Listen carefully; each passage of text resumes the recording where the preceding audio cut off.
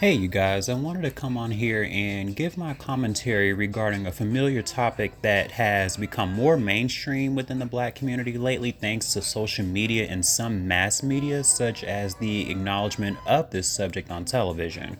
Colorism is an issue that has negatively affected the black community for centuries, and even though it was never given a name initially, everyone to a certain degree was cognizant of the fact that those who had a lighter skin tone had privileges that people of a darker hue did not have. Now, in my opinion, colorism itself is like an outlier of white supremacy. It is generally when behavior known as preferential treatment is given to those who fit the description for the standard of beauty, which is white or anything within close proximity to whiteness as possible. And even when we look at some celebrities who have faced colorism, for example, we can use Gabriella Union and Bianca Lawson. Now, Gabriella Union, she is a very beautiful brown skinned woman, while Bianca Lawson is a light skinned, beautiful woman as well. They both auditioned for an acting role during the late 90s, and I believe even though they both performed exceptionally, the role ultimately went to Bianca Lawson. Now, Gabriella's acting agent had actually at the time asked the casting agency if there was anything she could improve on, because despite her stellar performance during the audition, Bianca Lawson actually had performed the same way when she auditioned for this role. The casting agent told Gabriella Union's agent that she did nothing wrong. It's just that she wasn't pretty enough.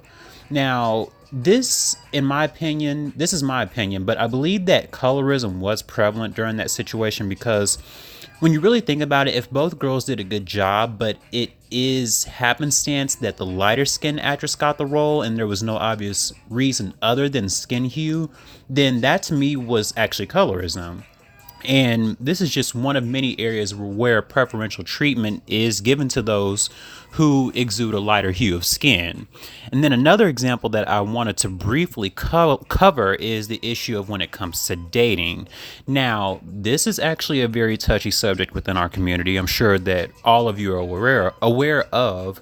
The irony that actually is in our community is that dark skinned black men actually are the majority that perpetuate colorism, and they try to disguise it as a quote unquote preference, saying that they only date light skinned women, sometimes biracial or racially ambiguous women who do not mirror their own appearance.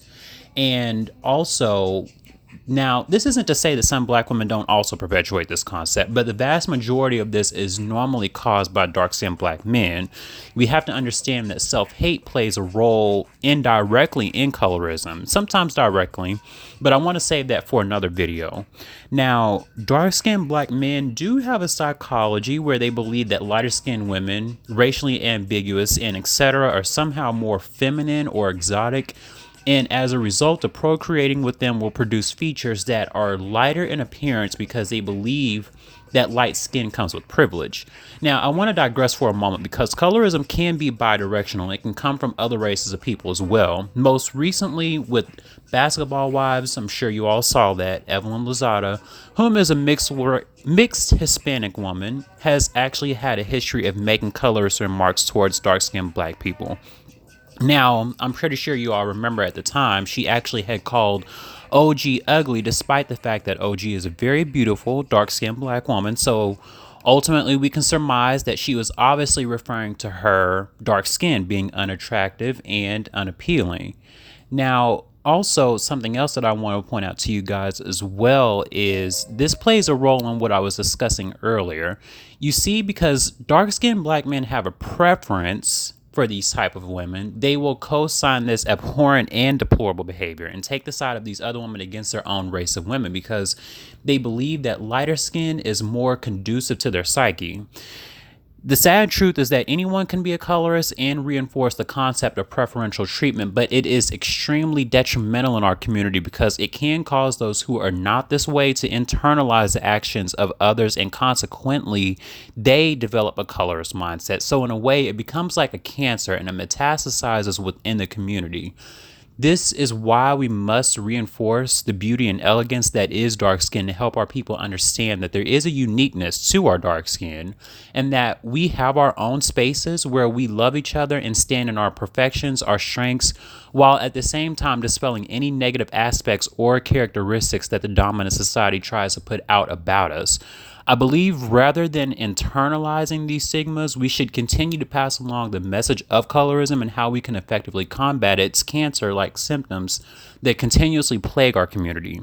Now, this is also not cultural specific because even other cultures within the diaspora have been affected by colorism. Right now, the Jamaicans and some Africans are actively engaging in skin bleaching practices because they think that by erasing their blackness, it will provide them some access to opportunities that are exclusive to those with desirable lighter skin tones. So, again, this is why I say we must keep the conversation going. Now, this is my first official video dedicated towards the Black community, and there will be more to come. But for now, please just spread my message by liking, sharing, commenting, and subscribing to this channel. And be sure to look out for my next video. And I want to thank everybody for tuning in. I will see you guys in the next video.